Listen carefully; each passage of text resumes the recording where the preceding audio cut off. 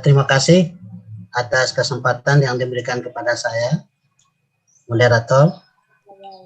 Yang saya hormati Bapak Ibu peserta Diklat Pendidikan, yang saya hormati Ketua Panitia yang telah memberikan kesempatan kepada saya untuk membawakan materi dalam Diklat Pendidikan ini, yaitu tentang kode etik guru. Bapak Ibu yang saya hormati, para peserta Diklat Pendidikan, mudah-mudahan pada pagi hari ini Bapak Ibu bisa mengikuti Diklat Pendidikan ini sehingga ilmu yang kita dapatkan bisa kita aplikasikan, kita manfaatkan untuk diri kita sendiri khususnya dan kepada generasi muda yang pada umumnya. Bapak Ibu, para peserta, sebelum saya mulai materi ini, mudah-mudahan Bapak Ibu dapat mendengarkan suara saya. Sebelumnya saya menyampaikan dulu, apakah Bapak Ibu para peserta dapat mendengar suara saya? Ya, Prof. Bisa, Prof. Bisa. Prof, bisa. Dengar Bisa, kita. Prof. Bisa. Terima kasih. Alhamdulillah terdengar. Waktu Bisa. yang diberikan kepada saya.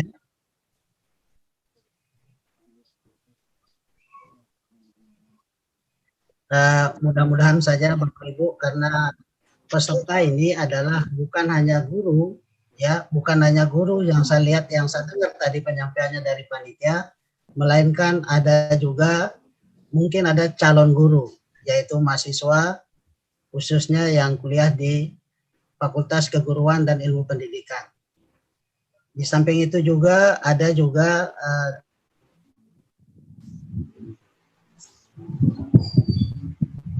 semacam ini, tidak lain adalah untuk dirinya sendiri dan untuk anaknya sendiri nantinya pada saat dia membimbing, membina anaknya di rumah masing-masing. Apalagi dalam pada kesempatan pada saat ini adalah kita belajarnya kebanyakan di rumah.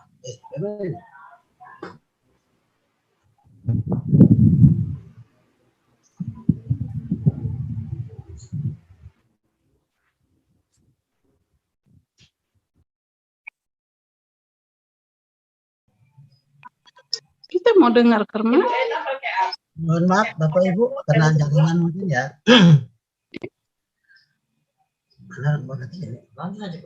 Bapak Ibu, seperti apa yang saya jelaskan tadi, bahwa panitia memberikan kesempatan kepada saya untuk sedikit membimbing atau memberikan atau menyampaikan tentang kode etik guru. Sebelum lanjut kepada materi, saya mohon maaf kepada Bapak Ibu guru, mungkin ada juga yang mengikuti dosen. Semua materi yang saya bawakan ini sebenarnya sudah ada di YouTube, sudah ada teorinya pada saat Bapak Ibu memperoleh materi tentang keprofesian, profesi keguruan. Nah, dalam hal ini hanya kita mungkin bisa diskusi, kita bisa mengulang kembali, mengingat kembali apa-apa yang termasuk di dalam kode etik guru. Jadi sebelum saya masuk ke materi inti tentang kode etik guru, Bapak Ibu, yang saya ingin sampaikan bahwa sebelum kita menjadi guru, ya, next tolong deh sampai ini kan.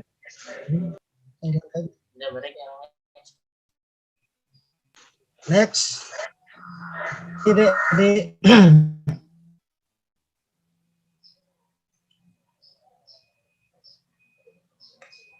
sebelum saya masuk ke materi inti yaitu kode etik guru, terlebih dahulu saya yakin dan percaya kita sebagai guru atau calon guru, sebelum kita masuk menjadi guru, di dalam benak kita sudah mempunyai etika, kita sudah mempunyai keinginan bagaimana nantinya saya kerja supaya saya bisa berdiri di muka kelas.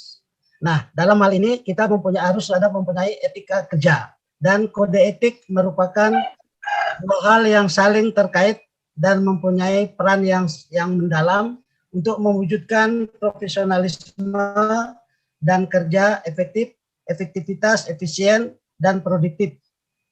Pekerjaan akan banyak tergantung kepada unsur-unsur tersebut. Ini yang kita tulis balik. Yang dimaksud dengan efektivitas ini adalah dalam hal kita mengerjakan sesuatu itu kita harus aktif. Efisien artinya ya kita tidak terlalu banyak berbicara di muka kelas, harus kita memberikan contoh-contoh yang real, yang nyata sesuai dengan kenyataan yang produktif yang menghasilkan. Di dalam kerja yang menghasilkan dalam hal ini adalah ada perubahan dari tingkah laku anak kita sendiri. Next. Bisa dihilangkan. Ini dihilangkan. Lanjut. Ya.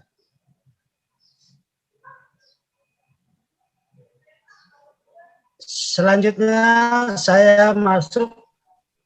Lanjut. Jauh sekali.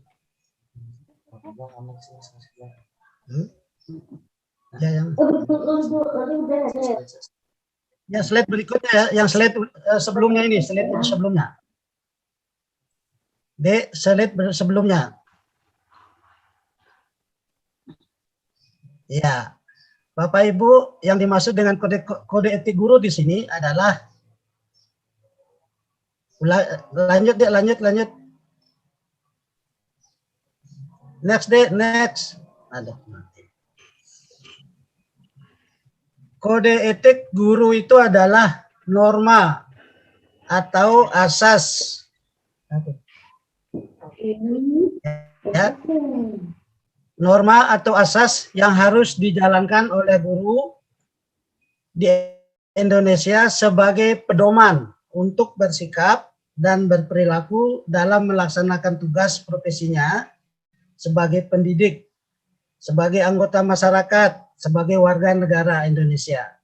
Dan untuk penjelasan lebih lanjutnya, yang dimaksud dengan pendidik di sini adalah ada yang bisa mengajar, bisa juga mendidik. Ingat dalam hal ini ada perbedaannya. Yang mana dimaksud dengan mendidik. Sedangkan kalau mendidik itu lebih lanjut, yang di dalam pendidik ada perubahan daripada siswa itu sendiri. Nah, kita sebagai guru juga harus mempunyai kode etik terhadap masyarakat. Ingat, di dalam kita masyarakat ini, di dalam kita mengajar itu bukan hanya kita mengajar kepada siswa atau peserta didik, melainkan ada masyarakat. Masyarakat dalam hal ini adalah orang tua murid atau orang tua siswa. Di samping itu juga ada guru, ada kepala sekolah. Nah, semuanya itu harus kita mempunyai etika, harus ada norma-norma, kaedah-kaedah yang baik. Kita harus menyampaikan kepada anak didik maupun anggota masyarakat, demikian juga kepada warga negara Indonesia. Next. Dalam pedoman tersebut diharapkan nantinya bisa membedakan perilaku yang baik atau buruk seorang guru. Kita dapat memilah-milah mana saja yang baik dan mana saja yang tidak baik.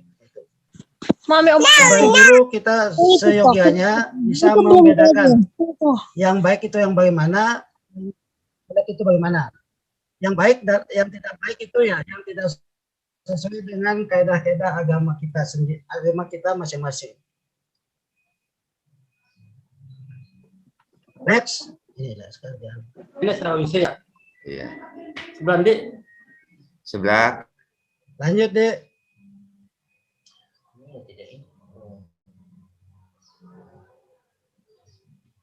Dalam hal ini, Bapak Ibu, para peserta yang saya hormati, isi daripada kode etik guru itu seperti yang saya jelaskan tadi dari awal, bahwa semuanya ini adalah teori. Kita bisa melihat kembali, merefleksi kembali apakah hal-hal yang saya ingin sampaikan ini apakah sudah kita lakukan atau belum. Kalau kita belum lakukan, bagaimana cara kita melakukan? Hanya dalam hal ini saya mengingatkan saja. Yang pertama itu adalah guru itu berbakti membimbing anak didik seutuhnya untuk membentuk manusia pembangunan yang berpancasila. Ingat, dalam hal ini di garis bawah itu adalah kita membimbing anak didik seutuhnya, yaitu sesuai dengan Pancasila, sesuai dengan Undang-Undang Dasar Negara kita. Yang Pancasila di sini ya, satu misalnya ada ketuhanan yang Maha Esa. Ya, apakah kita sudah, salah satu contoh misalnya, kita semua siswa kita memiliki agama masing-masing. Ya, ada agama yang sudah diakui oleh bangsa kita, misalnya agama Islam. Apakah anak didik kita yang beragama Islam sudah menjalankan ibadahnya atau tidak? Nah, itu salah satu contoh. Nah, itulah yang sering harus kita ingatkan kepada siswa kita, baik di agama Islam, agama Hindu, agama Kristen, maupun agama yang lain. Nah, itu salah satu daripada Pancasila. Apakah kita mengajar juga sudah sesuai dengan Pancasila? Yang sila yang kedua misalnya, yaitu kemanusiaan yang adil dan beradab. Apakah kita sebagai guru sudah hadir enggak di dalam kita memberikan nilai? Dan seterusnya sesuai dengan Pancasila yang ada. Yang kedua, guru itu memiliki kejujuran profesional dalam menerapkan kurikulum sesuai dengan kebutuhan anak didik masing-masing. Yang dimaksud dalam hal ini adalah kita sebagai calon guru atau yang profesional, apakah kita mengajar sudah sesuai dengan kurikulum? Apakah kita memberikan anak didik kita materinya sesuai dengan kurikulum atau rambu-rambu yang sudah digariskan oleh pemerintah?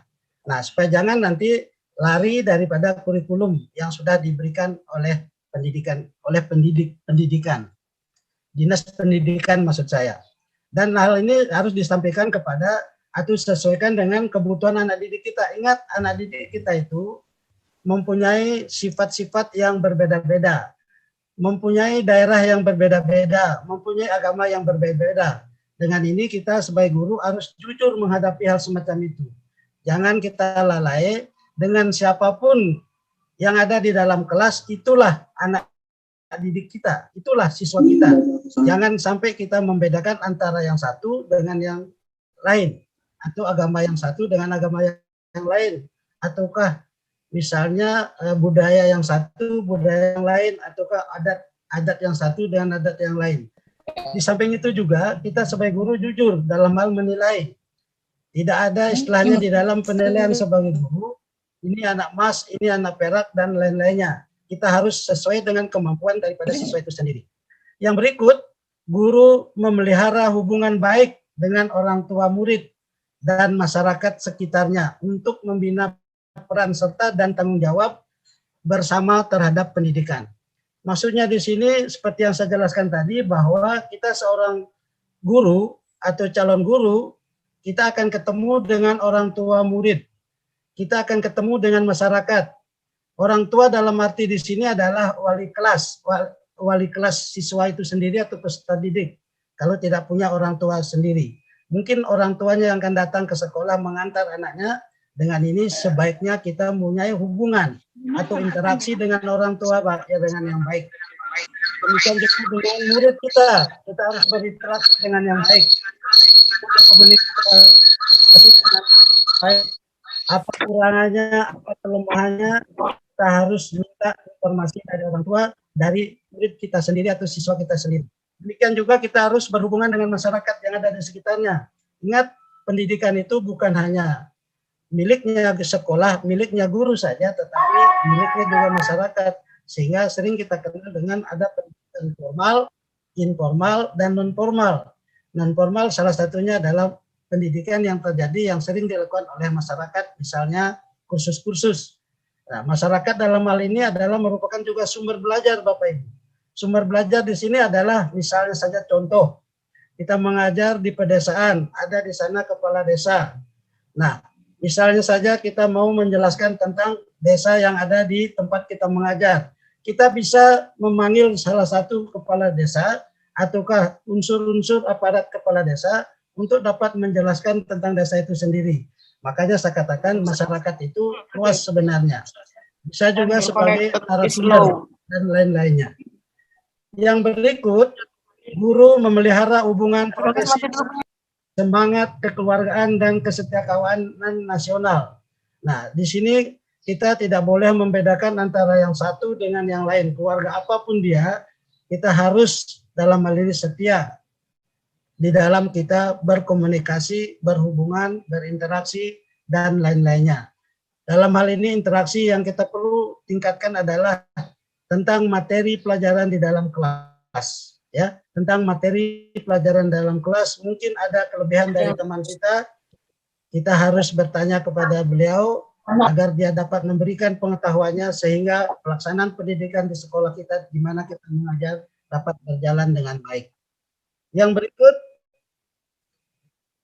guru juga setidaknya apa ini?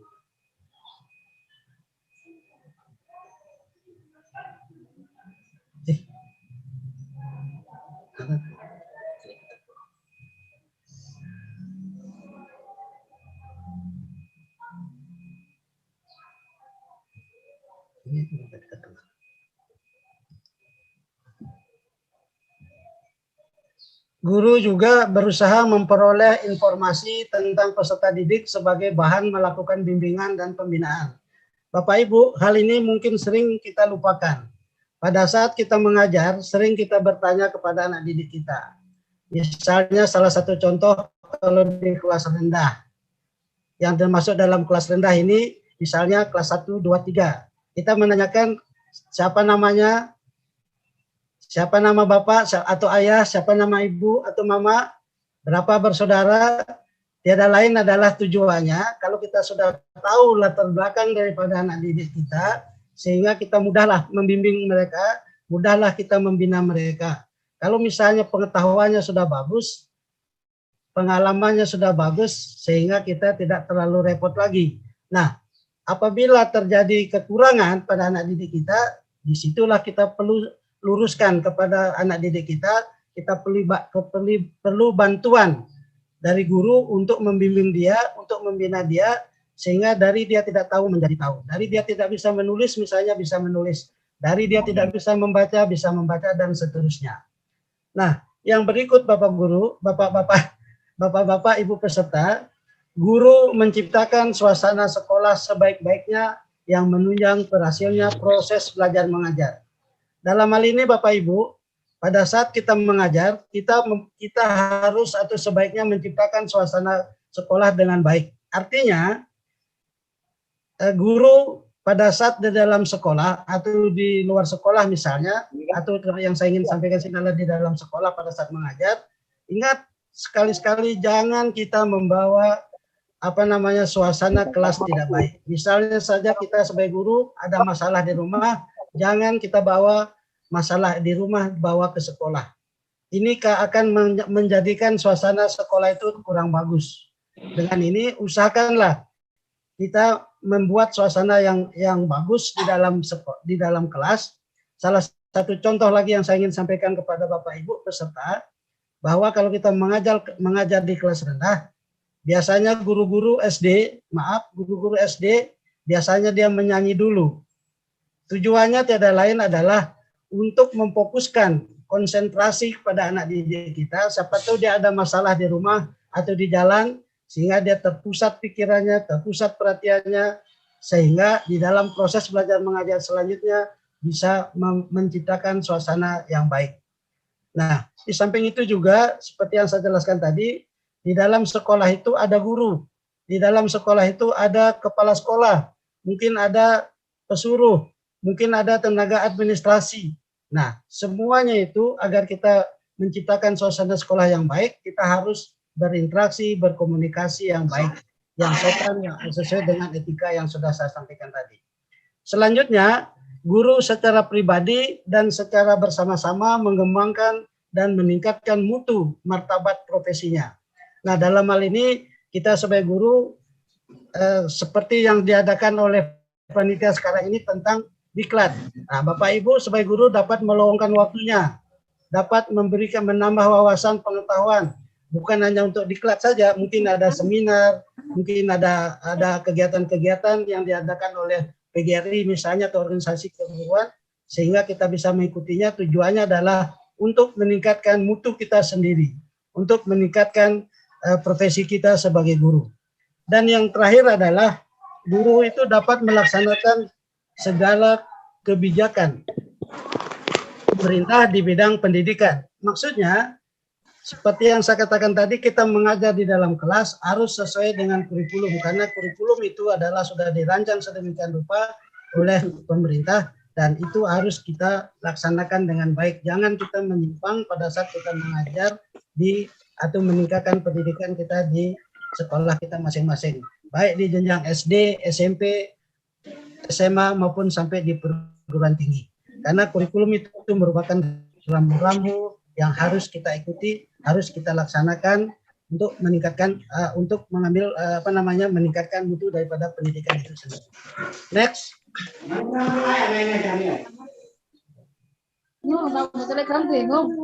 Bapak Ibu yang saya hormati, adapun fungsi kode etik daripada guru itu adalah, fungsi utamanya dari kode etik guru itu adalah menjadi seperangkat prinsip, ya, dan norma moral yang berdasarkan pelaksanaan tugas dan layanan profesional guru dalam kaitannya dengan peserta didik, orang tua atau wali murid, sekolah, dan rekan seprofesi, organisasi profesi, dan pemerintahan berdasarkan nilai-nilai agama, pendidikan sosial, etika, dan kemanusiaan.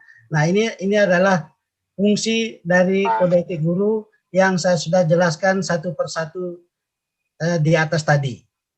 Next. Next. Sumber kode etik guru itu, Bapak Ibu, kontennya adalah dalam proses merumuskan harus bersumber dari hal-hal sebagai berikut, yaitu nilai agama dan Pancasila. Nah, nilai agama dalam arti sini saya kira coba kembali dulu. Coba kembali. Nilai agama dan Pancasila, tadi saya sudah jelaskan di atas, bahwa setiap agama apapun yang diikuti, yang dilaksanakan oleh anak didik kita,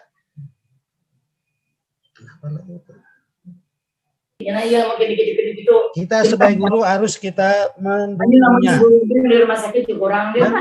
Sedangkan segala sesuatu yang kita lakukan harus bersumber daripada Pancasila. Jangan lain daripada Pancasila itu. Salah satunya tadi ada ketuhanan. Berarti kita harus sembahyang, kita harus toleransi beragama dan lain-lainnya lah. Nah, itu di dalam Pancasila harus kita bersatu antara yang satu dengan yang lainnya, walaupun kita berbeda-beda, mungkin keyakinan berbeda, agama berbeda, adat berbeda, kita harus berbuat yang baik sesuai dengan Pancasila itu. Ya, dari Pancasila itu ya sudah jelas 5 isi Pancasila itu, kita sebagai guru harus bersumber dari sana. Yang berikut nilai-nilai kompetensi guru yang meliputi kompetensi pedagogik, kompetensi kepribadian, kompetensi sosial, dan kompetensi profesional. Nah, ini juga yang sangat penting sekali sebagai guru yang harus kita lakukan, yang harus kita ketahui, dan harus kita terapkan pada saat kita mengajar, pada saat jadi setiap hari gitu aja ya, masuk telegram aja ya. Siswa kita sendiri.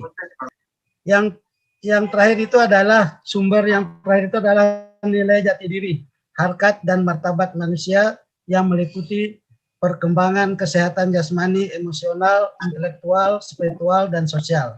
Dalam hal ini kita sendiri selaku pribadi, karena kita ini adalah makhluk sosial, kita harus mempunyai harkat martabat yang baik, kita harus sopan terhadap siapapun manusia yang sama-sama ciptaan Tuhan ini. Kita tidak boleh membedakan antara yang satu dengan yang lainnya. Kita sebagai guru harus sehat jasmani dan rohani. Dan kita mempunyai keinginan yang luhur, dan kita juga mempunyai pendidikan yang ya sederajat dengan yang dibutuhkan lah oleh seorang guru SD, ya harus S1, seorang guru SMA harus S1, Kalau dosen paling minim adalah S2 dan kalau bisa meningkatkan lagi. Begitu juga spiritual dan sosial kita berhubungan di masyarakat harus berbuat baik dengan siapapun yang ada di masyarakat. Karena masyarakat kita ini adalah majemuk multikultural. Ada yang berbagai macam agama, ada berbagai macam, misalnya ada berbagai macam budaya, semuanya itu harus kita berbuat baik. Ini adalah sumber-sumber daripada kode etik guru. Next. Pelaksanaan kode etik guru, Bapak Ibu, pada kenyataannya pelaksanaannya masih ditemukan sejumlah kendala. Ya, yang biasa kita ini, mohon maaf, kami tidak mengadakan penelitian, tapi sering kita lihat, kita dengar di televisi, ataukah kita baca di koran, masih ada juga kekurangan-kekurangan ataukah yang belum kita terapkan di dalam pelaksanaan kode etik guru ini. Misalnya saja pendidikan dan kualitas guru itu masih dianggap kurang. Sehingga dulunya SPG pun SGO sudah bisa menjadi guru SD. Dan sekarang sudah ditingkatkan kualitasnya dari SPG SGO pertamanya menjadi PGSD. Nah, ini. Setelah PGSD ditingkatkan lagi kualitasnya, guru SD itu paling minim adalah sarjana. Sehingga adalah sekarang S1 PGSD. Awalnya dulu guru SD itu adalah SPG itu sendiri. Tetapi dia juga harus melaksanakan kode etik walaupun dia guru SD. Nah, di samping itu juga yang menjadi kenyataan pelaksanaannya masih kurang, masih lemah adalah sarana dan prasarana pendidikan. Nah, dalam sarana dan prasarana pendidikan, kita masih lihat, masih banyak daerah-daerah, terutama daerah-daerah terpencil, sarana dan prasarananya masih kurang. Di samping itu juga, kami mengajarkan khususnya kepada mahasiswa kami, kita lah sebagai guru harus bisa menciptakan, membuat daripada sarana prasarana yang kita gunakan di dalam proses belajar mengajar. Artinya alat peraga yang kita gunakan itu kita menggunakan bahan bekas yang sudah tidak dipakai lagi oleh masyarakat kita bisa gunakan untuk alat peraga. Karena alat peraga itu adalah merupakan alat bantu di dalam kita mengajar atau memindahkan ilmu itu sendiri. Di samping itu juga yang ketiga, kedudukan karir dan kesehatan guru. Nah, syukur pada saat ini kita sebagai guru, masalah kesejahteraan saya yakin dan percaya sudah semua menikmati, mulai dari guru SD, guru SMP, SMA, sampai dosen, karena itu adalah satu undang-undang itu, guru dan dosen, sehingga kita, ya kalau kita mengatakan kurang sejahtera, namanya manusia pasti ada kekurangannya. Pasti kita kurang terus, tidak pernah lebih. Tapi dalam hal ini kita harus patut mensyukurinya. Kita bisa bersyukur karena sekarang ini sudah ada tunjangan sertifikasi untuk guru, sedangkan dosen juga sudah ada tunjangan sertifikasinya.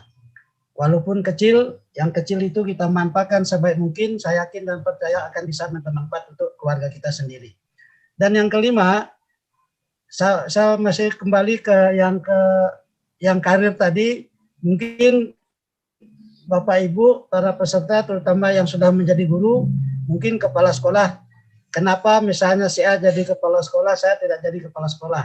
Nah, itu adalah jabatan sementara Bapak Ibu, jangan kita terlalu pikirkan itu, kita harus bekerja terus sesuai dengan kemampuan kita, karena jabatan itu tidak banyak, hanya satu kalau di sekolah, satu tempat, satu sekolah itu, dengan itu mari kita lapang dada lah menerimanya. Yang penting kita bisa meningkatkan diri kita sendiri. Kebijakan pemerintah dan sistem pendidikan, ini saya yakin dan percaya menurut kita ya sudah bagus, menurut pemerintah sudah bagus, tetapi biasa juga masyarakat mengatakan beda, diganti menteri, diganti juga kurikulum dan lain-lainnya. Hal semacam itu adalah sudah biasa, dengan ini mungkin kita sebagai guru tidak mempermasalahkan lagi. Namun demikian, guru, pemerintah terkait harus tetap optimis. Seperti yang saya katakan tadi, kita harus bersyukur apa yang telah kita diberikan, apa yang telah kita dapat, yang kita dapat petik dan lain-lainnya, sehingga kita bisa bekerja dengan baik. Next.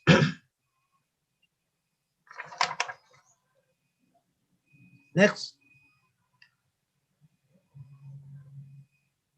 Mana tadi? Bapak Ibu, di samping kode etik yang tadi, kembalikan dulu deh. Ya, mungkin dari kita seperti yang saya katakan tadi, bahwa di dalam kode etik yang sudah tertera dari awal saya sampaikan dengan yang terakhir ini, mungkin ada juga beberapa hal yang perlu kita perhatikan. Mungkin kita sebagai guru ada pelanggaran-pelanggaran yang pernah kita lakukan. Misalnya biasanya pelanggaran ini biasa didefinisikan sebagai penyimpangan terhadap norma moral yang terkandung di dalam kode etik berkaitan dengan profesi gurunya. Pelanggaran dalam hal ini memang Bapak Ibu tidak semuanya ya, mohon maaf, tidak semua guru tidak baik. Tidak semua guru melanggar. Banyak guru-guru kita di seluruh Indonesia ini bagus dan baik. Dia menjalankan tugas dengan sesuai kemampuannya, sesuai dengan profesinya, sesuai dengan ilmu yang dia miliki. Memang namun demikian ada juga yang menyimpang.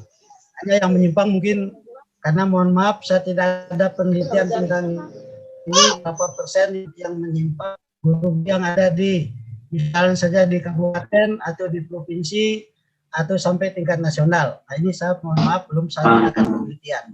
Sehingga saya tidak bisa menyampaikan bahwa yang menyimpang sekian persen sekian ini. Tetapi kalau kita baca koran, ada saja guru-guru kita yang menyimpang daripada norma-norma yang sudah ada sesuai dengan moral yang ada salah satu dua saja. Mudah-mudahan yang menyimpang itu ya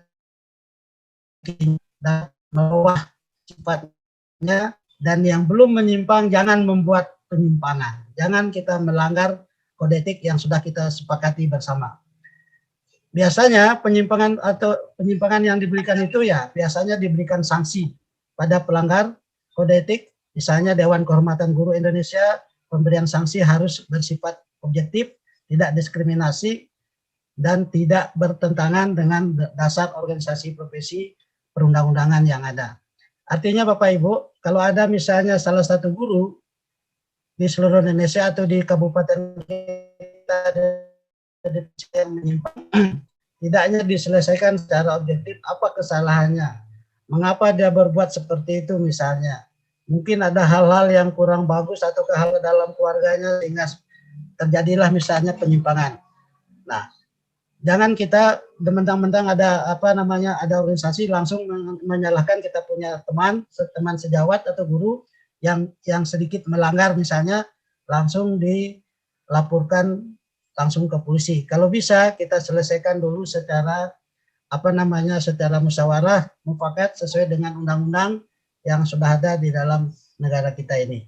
Nah, ini barangkali Bapak Ibu yang bisa saya sampaikan, yang bisa saya bawakan pada siang hari ini. Mudah-mudahan dapat bermanfaat bagi kita semuanya dan dapat kita melaksanakan, dapat kita menerapkan tentang kode etik guru yang saya jelaskan tadi. Kurang lebihnya sekali lagi mohon maaf. Saya akhiri dengan Assalamualaikum warahmatullahi wabarakatuh. Waalaikumsalam. Dan selamat siang. Warahmatullahi wabarakatuh. Saya kembalikan kepada moderator.